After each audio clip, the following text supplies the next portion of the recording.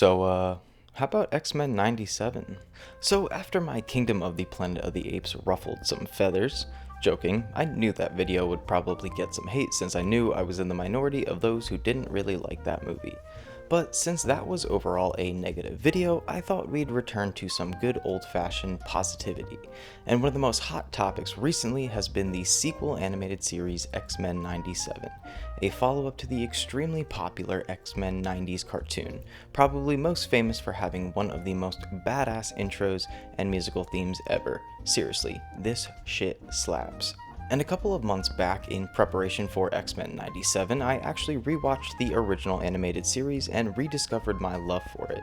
I thought the writing, animation, and voice acting really held up all these years later, and X-Men 97 feels like they took everything great about that 90s animated cartoon and turned the level up to 11. Seriously, if you haven't checked out the show, do yourself a favor. Even get a Disney Plus free trial if that's what it takes.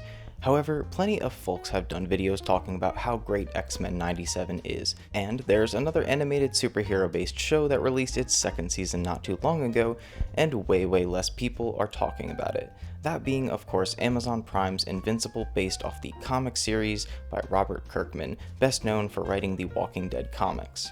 Now, a large part of that is because in the stupidest decision possible, Amazon decided they wanted to split the 8-episode season into 2 halves with a long break in between. They saw it as building up hype, everyone else saw it as killing the momentum. That aside, I absolutely loved Season 2. It did everything I feel a second season should, added more depth to the characters, amped up the intensity, and continued the story without being repetitive. And I think both the success of Invincible and the massive popularity of X-Men 97 happening around the same time is waking people up to the fact that animation is awesome and not just for kids.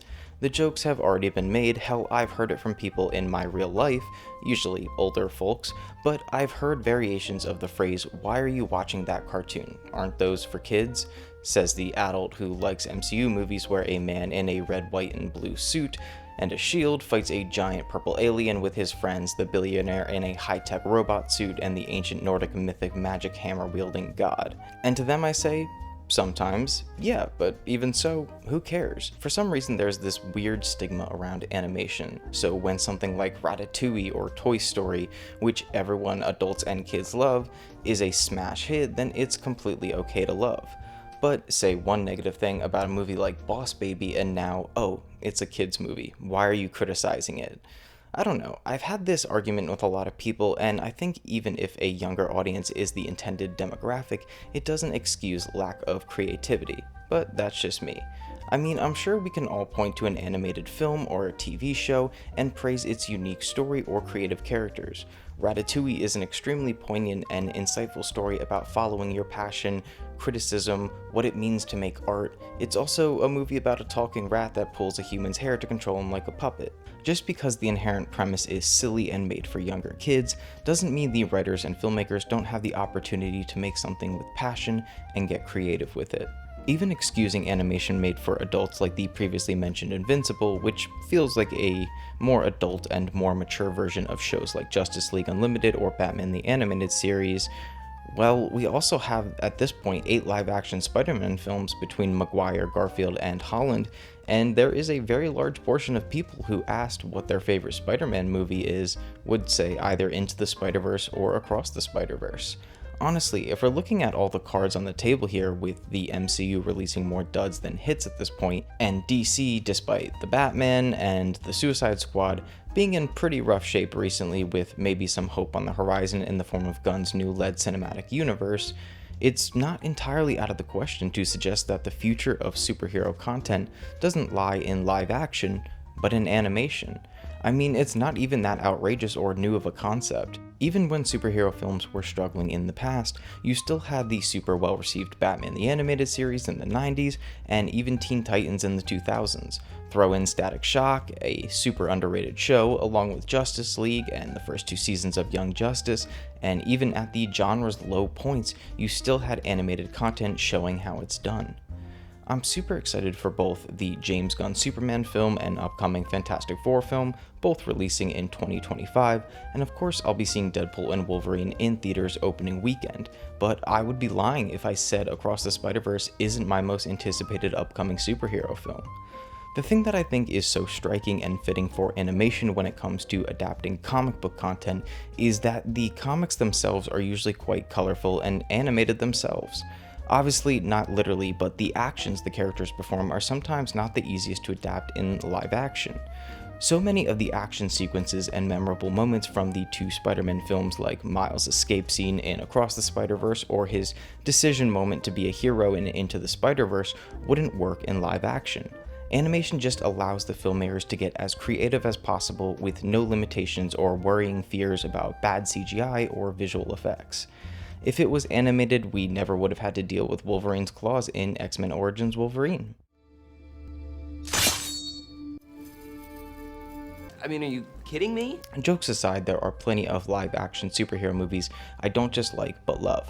But the content that I've noticed not only myself enjoying the most recently, but a lot of other superhero lovers are too, is the animated content.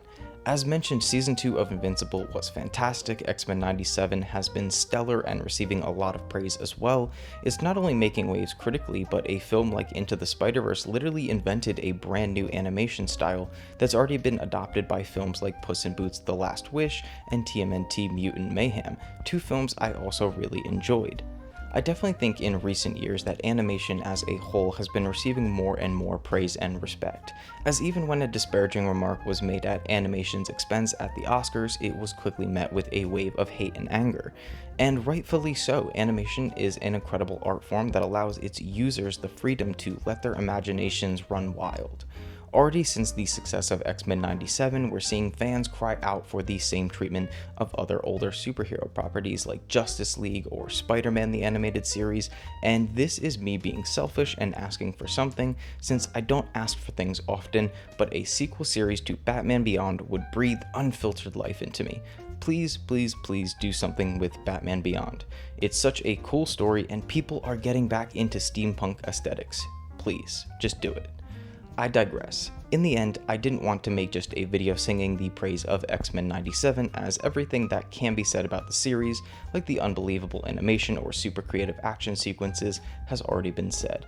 Instead, I thought it would be more interesting to bring up the idea that maybe studios should start shifting their focus to include more animation content.